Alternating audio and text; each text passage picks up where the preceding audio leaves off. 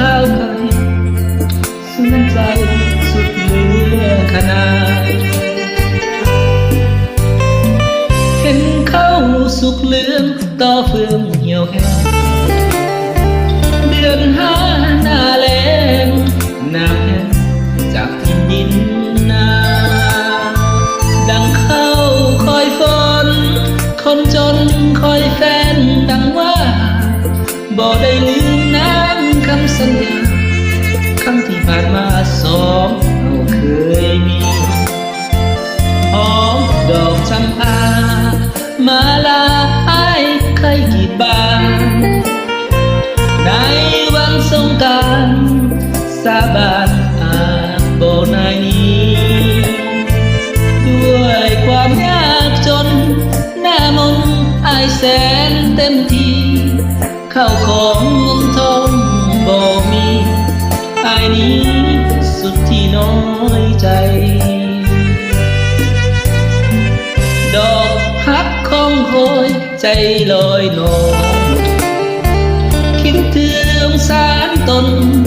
ยามจนขาดคนเห็นใจส่งให้เวลาอ้ายหาเงินทองของใช้คิดถึงผู้เป็นดวงใจแล้วอ้ายจะไปสู่ขอแต่งงาน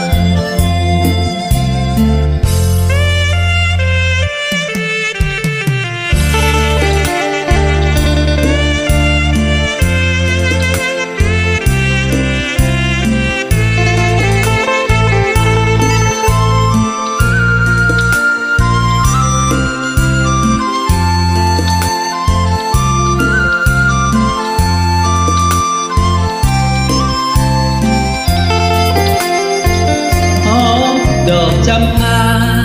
มาลาอาไข่ที่บ้านในวันสง